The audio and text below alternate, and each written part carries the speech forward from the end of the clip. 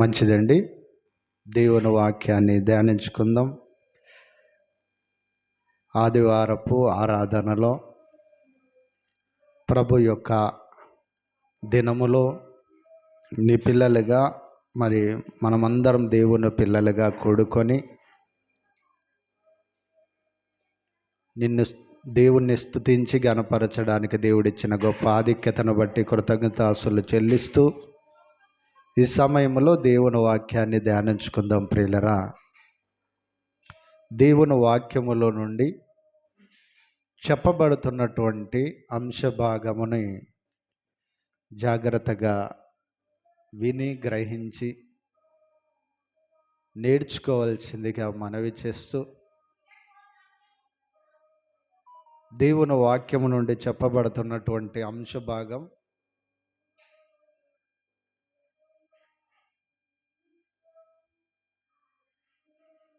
చెప్పబడేటటువంటి అంశభాగము పేదరికమును గూర్చి ఆలోచిస్తున్నది ఎవరు అనేటటువంటి అంశాన్ని దేవుని వాక్యము నుండి మనం ఆలోచన చేద్దాం.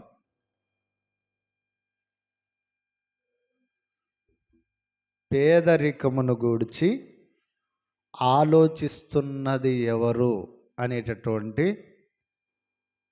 అంశాన్ని దేవుని వాక్యము నుండి మనం ఆలోచన చేద్దాం. కిందికి వచ్చేసి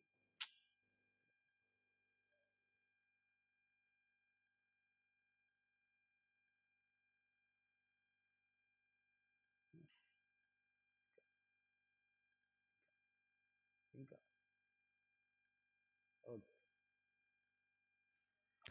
గమనించినట్లయితే ప్రియమైనటువంటి దేవుని వారలారా, పేదరికంను గూర్చి ఆలోచిస్తున్నది ఎవరి ప్రపంచములో అనేటటువంటి యొక్క అంశాన్ని దేవుని వాక్యం నుండి మనం ఆలోచన చేస్తే,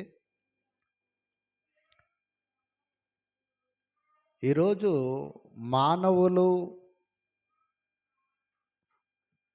ధనమును సంపాదించుకొని ఆస్తులను కూడబెట్టుకొని ఈ భూమి మీద గొప్ప విలాసవంతమైన బ్రతుకు, ఉన్నతమైన జీవితాన్ని భూమి మీద అనుభవిస్తూ గొప్పవారుగా ఎలా కావాలి అని ఆలోచన చేస్తున్నారు ప్రతి మనిషి. ఈరోజు భూమి మీద పుట్టిన ప్రతి మనిషి భూమి మీద ధనమును ఎలా సంపాదించుకోవాలి, ఆస్తులను ఎలా సంపాదించుకోవాలి, ఈ భూమి మీద గొప్ప పదవులను ఎలా అధిరోధించాలి, సాధించుకోవాలి అని నిరంతరాయంగా ప్రతి నిమిషము కూడా మానవుడు ఆలోచిస్తున్నాడు. ప్రియమైన వారలారా, ఈరోజు ప్రపంచంలో అయితే ఈ రోజుల్లో పేదవాడు గురించి ఆలోచించేవారు లేరు. పేదవారిని గురించి, పేదరికమును గురించి అనగా పేదవాని గురించి ఆలోచించే నాదుడు ప్రపంచములో లేడు. ప్రియమైన వారలారా, కొద్ది మంది ఉన్నారు, అది కూడా అరకొరగా పేదరికం గురించి ఆలోచన చేస్తున్నారు. పూర్తిగా పేదరికమును గురించి ఆలోచించేటటువంటి వారుగా ఈ ప్రపంచములో ఎవరు ఆలోచన చేస్తున్నారు? ఇంతకీ ప్రభుత్వాలు ఆలోచన చేస్తున్నారా? రాజకీయ నాయకులు ఆలోచన చేస్తున్నారా? లేకపోతే ఈ భూమి మీద ధనవంతులైన వారు కోట్లకు కోట్లు, లక్షల కోట్లు సంపాదించుకొనినా వాడు ఆలోచన చేస్తున్నాడా అని మనం ఆలోచన చేయగలిగితే, ప్రేమైనటువంటి దేవుని వారలారా, ఎవరు పేదరికం గురించి ఆలోచించేయటం లేదు. ఈరోజు పేదరికమును గురించి ఆలోచన చేస్తున్నట్టుగా నటిస్తున్నారు రాజకీయ నాయకులు. పేదరికమును గురించి ఆలోచిస్తున్నట్టుగా పేదరిక నిర్మూలన కొరకు మళ్ళీ మేము హాస్టళ్ళు కట్టిస్తున్నాం, కాలేజీలు కట్టిస్తున్నాం, పిల్లలు చదవటానికి, అక్షరార్థనాన్ని పెంచటానికి అని ఏదో ఒక జిల్లాలో ఒక 2-3 హాస్టల్స్‌ని, లేక ఒక 2-3 జిల్లాలో, లేక ఒక 10 స్కూల్స్‌ని మానవుడు పెట్టినంత మాత్రాన ప్రియమైనటువంటి వారలారా, ఒక 10 హాస్టళ్ళు ఇస్తే పేదరిక నిర్మూలన జరుగుతుందా? లేకపోతే కొన్ని కాలేజీలు కట్టిస్తే పేదరిక నిర్మూలన జరుగుతుందా? లేకపోతే ఒక రేషన్ బియ్యం, ప్రభుత్వాలు నిరంతరాయంగా ఆలోచిస్తున్నది ఇదే కదా, ఏం పేదరిక నిర్మూలన కొరకు ఏం చేయాలి అని హాస్టళ్లను, స్కూల్స్ని, కాలేజీలను కట్టిస్తూ ఉన్నారు. అలాగనే రేషన్ బియ్యం కూడా ఇస్తున్నారు. రేషన్ బియ్యంలో ఒక వ్యక్తికి నెల వరకు ఎన్ని ఇస్తున్నారు? పేదరిక నిర్మూలనలు ఆలోచిస్తున్న వారు ఆలోచన ఎలా ఉందంటే 5 కిలోల బియ్యం ఒక వ్యక్తికి సగటుగా ఎంత ఇస్తున్నాడు ప్రభుత్వంలో? 5 కిలోలు మాత్రమే ఇస్తున్నారు ఒక వ్యక్తికి. 5 కిలోలు నెల వరకు సరిపోతావా ఒక వ్యక్తికి? ఆలోచన చేయాలి ప్రేమైనటువంటి. అంటే పేదరిక నిర్మూలన గురించి మేము ఆలోచిస్తున్నామని పెద్ద పెద్ద అడ్వర్టైజ్మెంట్లు ఇచ్చుకుంటూ పెద్ద ఏదో సాధిస్తున్నామని చెప్పుకుంటున్నారే కానీ ఈ 5 కిలోల బియ్యం ఒక మనిషి నెల వరకు తిని బ్రతుకుతాడా అంటే బ్రతకలేడు ప్రేమైన వాళ్ళరా. అది కూడా నాణ్యత లేని బియ్యం. ఒకడొచ్చి సన్న బియ్యం ఇస్తానంటాడు, ఒకడొచ్చి లావు బియ్యం ఇస్తానంటాడు. ఆ లావు బియ్యంలోనే నాణ్యత ఇస్తానని అంటాడు. 5 కిలోలు వేసి పేదలను మేమేదో ఉద్ధరిస్తున్నామని చెప్పుకోవటంలో ఎంతవరకు న్యాయం ఉందో ఆలోచన చేయాలి ప్రేమైన వర్లరా. ఇలా పేదరిక నిర్మూలన కొరకు అక్షరార్థాన్ని పెంచే విషయములు అయితేనేమి, అలాగనే రేషన్ విషయములు అయితేనేమి, ఇంకా మనం ఆలోచన చేయగలిగితే ప్రేమైన వర్లరా, ఇంటి స్థలాలు ఇచ్చే విషయములు అయితేనేమి, పొలాలు ఇచ్చే విషయములు అయితేనేమి, ఇవన్నీ కూడా మళ్ళీ ఆయా కార్పొరేషన్ల ద్వారా మరి లోన్లు ఇచ్చే కార్యక్రమం కానివ్వండి, దీనితోనే పేదరికం నిర్మూలమైపోతుంది అన్నటువంటి విధంగా అనుకుంటున్నారు. ప్రభుత్వంలో ఉన్నటువంటి వారు ఇస్తున్నారే కానీ ఇంతకు ఎలా ఇస్తున్నారు? ఎవరు డబ్బులు ఇస్తున్నారు అని మనం ఆలోచన చేయగలిగితే ప్రేమైనటువంటి దేవుని వర్లరా, మానవుడు ప్రభుత్వాల మీద అధికారిగా అధిరోహించబడిన వాడుగా సింహాసనాసీనుడై ప్రజల నుంచి వచ్చే ట్యాక్సులు, ప్రజల నుంచి వచ్చే డబ్బుని ఏదో తన జోగులో నుంచి ఇస్తున్నట్టుగా కలరింగ్ ఇస్తున్నాడు మనిషి. తన జోగులో నుంచి తనేదో ప్రజలను ప్రేమిస్తున్నటువంటి వానిగా, పేదరిక నిర్మూలన గురించి ఆలోచిస్తున్న వానిగా ఆలోచన చేస్తున్నాడే కానీ ప్రేమైనటువంటి దేవుని వర్లారా, ఈరోజు మానవులు ఎలా మారిపోయారంటే మరి తన సొంత ధనమును మటుకు పేదరికం కొరకు ఆలోచన చేయడం లేదు. సొంత డబ్బుని, సొంత ధనాన్ని, సొంత ఆస్తులను పేదరిక నిర్మూలన కొరకు ఆలోచన చేయడం లేదు. కనుక ప్రియమైనటువంటి దేవుని వర్లారా, ఇలాంటి చిన్న చిన్న తాయిలాలు ప్రజలకి ఇచ్చి, చిన్న ఏదో ప్రజలకు మేము పేదరిక నిర్మూలన కొరకు ఏదో చేస్తున్నామని కలరింగ్ ఇస్తూ ప్రజలకు ఏదో చేస్తున్నామని చెప్పుకుంటూ వీళ్ళు ఏం చేస్తున్నారో తెలుసా? ప్రేమైనటువంటి దేవుని వారు ఏం చేస్తున్నారో మనం ఒక్కసారి దేవుని వాక్యాన్ని ఆలోచించటానికి ముందుగా మనం ఒక వచనాన్ని చదువుకుందాం. మత్తయి సువార్త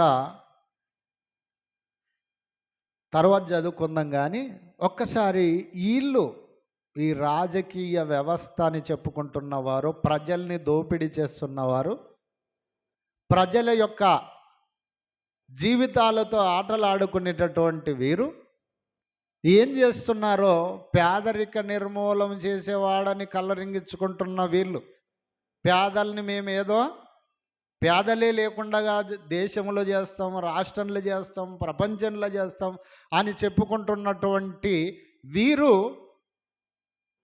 సామాన్యులకు పేదలకు తెలియకుండా ఒక భయంకరమైన కుట్రను ఆలోచన చేశారు. ప్రేమైనటువంటి వారలరా, ఏం ఆలోచన చేశారో ఒక్కసారి మనం వీడియోను చూద్దాం.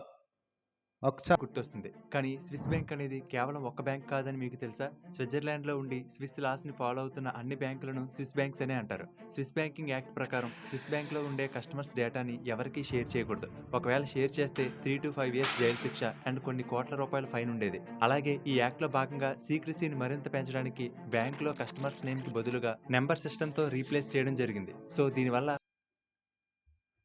కనుక మనం ఆలోచన చేయగలిగితే ప్రేమైనటువంటి దేవుని వారలారా, గమనించినట్లయితే ఇలాంటి వ్యవస్థ వీళ్ళు ఏం చేశారో తెలుసా? స్విస్ బ్యాంకులో మీకు ఒకటి చెప్పారు. ఇప్పుడు ఏమి విన్నారు మీరు?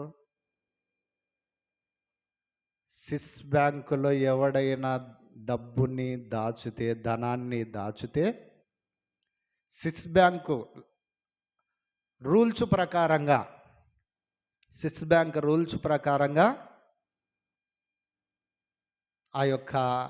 ఆ బ్యాంకుల్లో డబ్బులు దాచిన వారి అకౌంట్లని కానీ వారి పేర్లని కానీ బహిర్గతం చేయకూడదు అన్నటువంటి ఒక చట్టం స్విస్ బ్యాంకులో, స్విట్జర్లాండ్లో ఉన్నటువంటి స్విస్ బ్యాంక్, ఆ దేశంలో ఉన్నటువంటి రాజకీయ వ్యవస్థ ఒక చట్టాన్ని రూపొందించుకొనుందట. ఎవరు డబ్బులను దాచినా, ధనమును దాచినా, వారి యొక్క పేర్లని కానీ, వారి యొక్క మరి నంబర్స్ని కానీ, వారి యొక్క ధనం మొత్తాన్ని కానీ బహిర్గతం చేయకూడదు. చూసారా? ఇదే పెద్ద లాజిక్. అంటే ఎందుకు బహిర్గతం చేయకూడదు తెలుసా? ఎందుకు బహిర్గతం చేస్తే దొంగలు బయటపడిపోతారు, అది ఉద్దేశం. బహిర్గతం చేస్తే దొంగలు బయటపడతారు. బయట పడకుండా సెక్యూరిటీ కల్పించేదే స్విస్ బ్యాంక్ యొక్క ముఖ్య ఉద్దేశం. దొంగలు బయటపడకుండా దాక్కోటానికి, లేక వారి యొక్క దేశంలో డబ్బుని అందరూ వచ్చి దాచుకునే విధమైనటువంటి అసలుబాటు ఒక చట్టాన్ని రూపొందించుకున్నారు. ప్రేమైన వారలారా, వారి యొక్క పేర్లని కానీ, వారి యొక్క అకౌంట్స్ని కానీ, వారి యొక్క ధనం మొత్తాన్ని కానీ బహిర్గతం చేయకూడదు. ఒకవేళ అలా స్విస్ బ్యాంకు రూల్స్కు సంబంధించి ఎవరైనా బహిర్గతం చేస్తే ఆ దేశంలో ఉన్న ఆ బ్యాంకు వ్యవస్థలో ఉన్న ఏ అధికారి అయినా బహిర్గతం చేసినాడు అనుకో, వాడు బహిర్గతం చేసిన వానికి సుమారుగా 5 సంవత్సరాల నుండి 10 సంవత్సరాల వరకు జైలు శిక్ష. తర్వాత ఇంకేమన్నారు? కొన్ని 100 కోట్లు వానికి జునుమానా విధిస్తారు. అంటే పరువుని తీసావు గనక పరువు నష్టపరిహారం అంటారు. దాన్ని ఏమంటారు? కొంతసార్లు ఏమంటారంటే పరువు నష్టము దావా అని మనం ఎలా అవుతామో అలా దేశము యొక్క పరువును తీసినటువంటి విధంగా వాళ్ళు భావించి అతని మీద కొన్ని 100 కోట్ల రూపాయలను జుర్మానా విధిస్తారంట. అంటే ఇప్పుడు ప్రపంచములో ఉన్న వారి కన్నులల్లో ఎక్కడికి వెళ్ళిపోతాయి తెలిసి, ఇలా ఉన్నప్పుడు ఎవరికాడికి వెళ్ళిపోతాయి? ఎక్కడికి వెళ్ళిపోతాయి? మన దేశంలో ఎవడైనా డబ్బు దాచుకుంటే వాని పేరు మీద సమాచార హక్కు చట్టం కింద బయటకు తీయచ్చు. వాడు ఎంత డబ్బుని మరి బ్యాంకులో దాచాడు, ఈ డబ్బు ఎక్కడెక్కడ ట్రాన్స్ఫర్ అయింది, ఏ అకౌంట్లకి ఇప్పుడు స్కాములన్నీ కూడా బయటపడుతున్నాయి. పెద్ద పెద్ద బడ రాజకీయ నాయకులు చేసేటటువంటి దోపిడీలు బయటపడిపోతాయి. ఎక్కడ? మన దేశంలో ఉన్నటువంటి బ్యాంకుల్లో డబ్బు దాచుకుంటే. అందుకే ప్రపంచాన్నంతటిని కూడా ఆకర్షించేటటువంటి విధంగా ఒక మంచి చట్టాన్ని వాళ్ళు రూపొందించుకున్నారు గనుకనే మరి దొంగలందరూ కూడా, దొంగలు కానివ్వండి, కష్టపడి సంపాదించుకున్న ధనవంతులు కానివ్వండి, మరి ఆ యొక్క మరి వ్యాపారవేత్తలు కానివ్వండి, అందరూ తీసుకెళ్ళి అక్కడ వెళ్ళి పెట్టారంట డబ్బుని. దేంట్లో? సెస్ బ్యాంకులో డబ్బుని దాచిపెట్టారంట. ఇక్కడ దాచిపెట్టినటువంటి డబ్బుని బహిర్గతం చేయకూడదు అన్నటువంటిది ఒకటైతే, అలా చేసిన వానికి 5 నుంచి 10 సంవత్సరాలు జైలు శిక్ష విధిస్తే, మరొకటి కూడా వాళ్ళు నియమాన్ని, చట్టాన్ని రూపొందించుకున్నారంట. ఏంటో తెలుసా? ప్రతి దేశములో ఉన్నటువంటి సుమారుగా 110 నుంచి 120 దేశాలకు సంబంధించి ఒక సభ్యత్వం ఉంటుందంట. అక్కడ ఏముంటుందంట? ఒక సభ్యత్వం. ఆ సభ్యత్వములో ఏ దేశం, ఎంతమంది, ఏ దేశానికి సంబంధించిన వారి డబ్బు ఉందో అన్ని దేశాల వారు కలిసి ఒక యూనిట్, ఒక కమిటీ ఉంటుందంట. ఆ కమిటీలో ఏం పాస్ చేసుకున్నారో తెలుసా? ఆ కమిటీలో ప్రతి దేశానికి సంబంధించిన వారి సమాచారం ఆ దేశంలో ఉన్న ప్రభుత్వాలకి డేటా అప్పిస్తారంటారంట ప్రతి సంవత్సరం.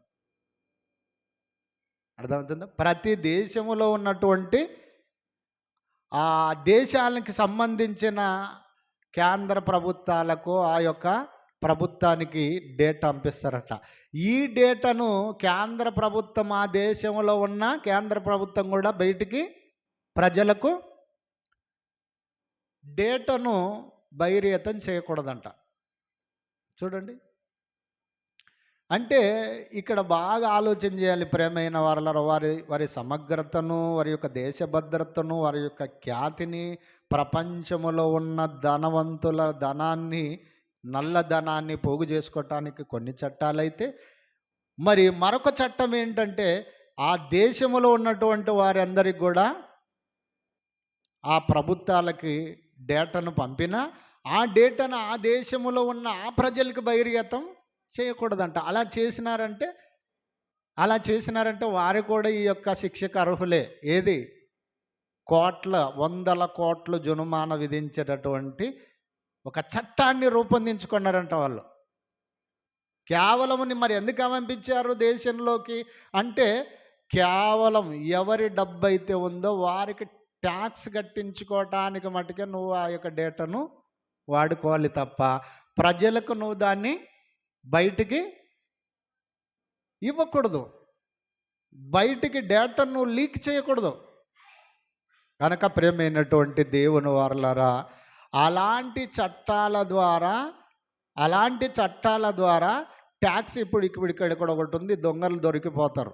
ఎవడైతే ట్యాక్స్ కట్టాడో వాడు నల్లధనం కూడా ఏమైపోతుంది? ట్యాక్స్ కట్టిన తర్వాత వైట్ మనీ అయిపోతుంది, చట్టబద్ధత అయిపోతుంది. ట్యాక్స్ కట్టాడంటే అయిపోయా, ఏమొచ్చేస్తుంది? వాడు రకరకాల డబ్బుకు కారణాలు చెప్పిండొచ్చేమో, కానీ ఆ కారణాలన్నింటినీ కూడా పూర్తిగా లోతుగా ఆలోచన చేయకుండా ఏం చేస్తారు తెలుసా? ఆ డబ్బు సరే ఏముందో ఆ డబ్బుకంతా కూడా నువ్వు మరి ట్యాక్స్ కట్టుతారు. ట్యాక్స్ కట్టిన తర్వాత ఇప్పుడు ప్రభుత్వానికి ఏమొచ్చింది? మేలే కదా, ప్రభుత్వానికి మేలు జరిగింది కదా అనుకుంటున్నారు.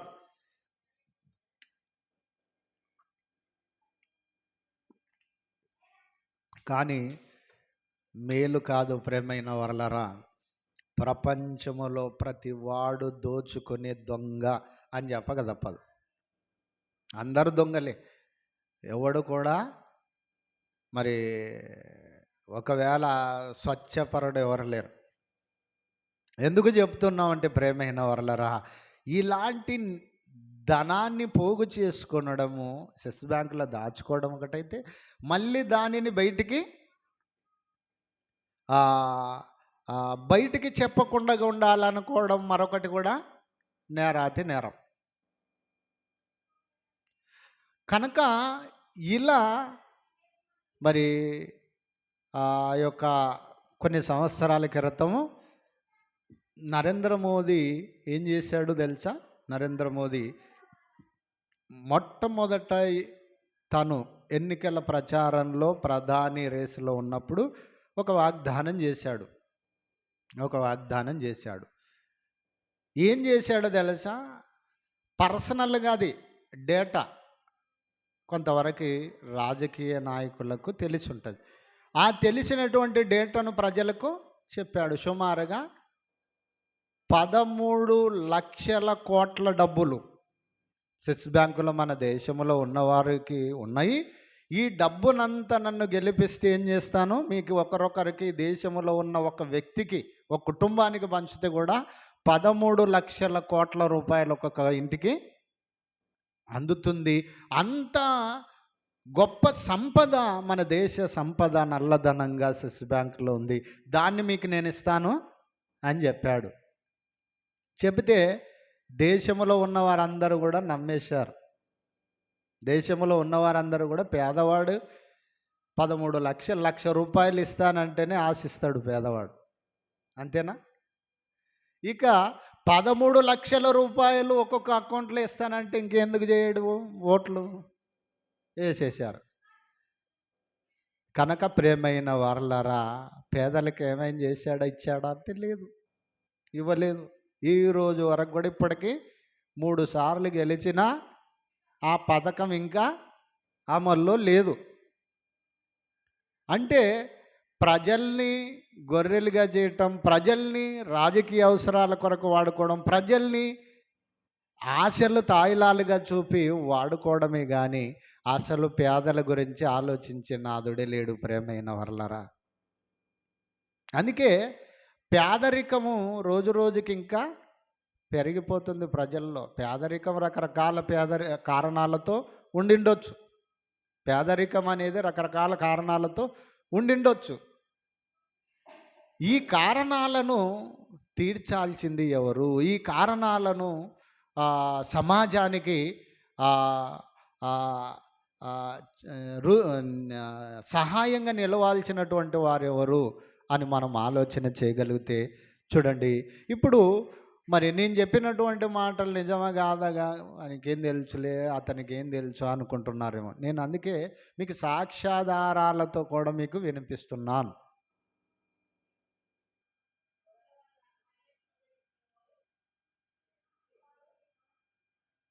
తెలిసేది. దీంతో ప్రపంచంలో ఉండే ఎంతోమంది వాళ్ళ బ్లాక్ మనీని స్విస్ బ్యాంక్లో దాచుకునేవారు. కానీ 2008లో జరిగిన ఒక సంఘటన కారణంగా స్విస్ బ్యాంక్ సీక్రసీ సిస్టమ్ మొత్తం కుప్పకూలిపోయింది. అయితే స్విస్ బ్యాంక్లో ఉన్న డబ్బంతా బ్లాక్ మనీ అయినా ప్రతి సంవత్సరం స్విస్ బ్యాంక్ ఇండియన్ కస్టమర్ల డేటాని ఇండియన్ గవర్నమెంట్కి షేర్ చేస్తున్నా కానీ మన గవర్నమెంట్ ఆ పేర్లను బయటకు పెట్టడం లేదు. ఎందుకంటే బ్లాక్ మనీ అనగానే మనందరికీ స్విస్ బ్యాంక్ గుర్తొస్తుంది. కానీ స్విస్ బ్యాంక్ అనేది కేవలం ఒక్క బ్యాంక్ కాదని మీకు తెలుసా? స్విట్జర్లాండ్లో ఉండి స్విస్ లాస్ని ఫాలో అవుతున్న అన్ని బ్యాంకులను స్విస్ బ్యాంక్స్ అనే అంటారు. స్విస్ బ్యాంకింగ్ యాక్ట్ ప్రకారం స్విస్ బ్యాంక్లో ఉండే కస్టమర్స్ డేటాని ఎవరికీ షేర్ చేయకూడదు. ఒకవేళ షేర్ చేస్తే 3 to 5 years జైలు శిక్ష అండ్ కొన్ని కోట్ల రూపాయల ఫైన్ ఉండేది. అలాగే ఈ యాక్ట్లో భాగంగా సీక్రసీని మరింత పెంచడానికి బ్యాంకులో కస్టమర్స్ నేమ్కి బదులుగా నెంబర్ సిస్టంతో రీప్లేస్ చేయడం జరిగింది. సో దీనివల్ల బ్యాంకులో పనిచేసే క్రింద స్థాయి ఎంప్లాయీస్ ఎవరికి కూడా ఆ అకౌంట్ హోల్డర్స్ పేరు తెలిసేది కాదు. బ్యాంకులో టాప్ లెవెల్ ఉండే కొంతమంది సీనియర్ ఎగ్జిక్యూటివ్స్ మాత్రమే ఆ నెంబర్ వెనక ఉన్న వ్యక్తి పేరు తెలిసేది. దీంతో ప్రపంచంలో ఉండే ఎంతో మంది వాళ్ళ బ్లాక్ మనీని స్విస్ బ్యాంక్ లో దాచుకునేవారు. కానీ 2008లో జరిగిన ఒక సంఘటన కారణంగా స్విస్ బ్యాంక్ సీక్రసీ సిస్టమ్ మొత్తం కుప్పకూలిపోయింది. అయితే స్విస్ బ్యాంక్ లో ఉన్న డబ్బంతా బ్లాక్ మనీ అయినా ప్రతి సంవత్సరం స్విస్ బ్యాంక్ ఇండియన్ కస్టమర్ల డేటాని ఇండియన్ గవర్నమెంట్ కి షేర్ చేస్తున్నా గానీ మన గవర్నమెంట్ ఆ పేర్లను బయటకు పెట్టడం లేదు. ఎందుకంటే స్విట్జర్లాండ్ కి చెందిన బ్యాంక్స్ ని స్విస్ బ్యాంక్స్ అంటారు. ప్రపంచంలో ఎక్కువ మంది బ్లాక్ మనీని ఈ స్విస్ బ్యాంక్స్ లోనే దాస్తుంటారు. స్విట్జర్లాండ్ యూరోప్ లో ఒక చిన్న దేశం అయినా కూడా ఎక్కువ మంది బ్లాక్ మనీని అక్కడే దాయడానికి కొన్ని కారణాలున్నాయి. అవేంటంటే స్విట్జర్లాండ్ లో బ్యాంకింగ్ లాస్ అనేవి చాలా స్ట్రిక్ట్ గా ఉంటాయి. అక్కడి ప్రభుత్వానికి కూడా బ్యాంక్ అకౌంట్స్ గురించి వివరాలు తెలుసుకునే అధికారం లేదు. అంత సీక్రెసీ మెయింటైన్ చేస్తారు. దానితో పాటు ఆ దేశంలో ఉన్న stable economy, political neutrality, world class financial services ఇవన్నీ కూడా అత్యంత ధనవంతులను ఇంకా బ్లాక్ మనీ దాచుకోవాలనుకునే వాళ్ళను ఆకర్షించే అంశాలు. కేవలం సంపన్నులు మాత్రమే కాకుండా అవినీతి అధికారులు మరియు పన్ను ఎగ్గొట్టే వాళ్ళు కూడా తమ అక్రమ సంపదను అధికారుల దృష్టిలో పడకుండా ఈ సీక్రెట్ అకౌంట్స్ ఉపయోగిస్తున్నారని చాలా మంది వాపోతున్నారు. బ్లాక్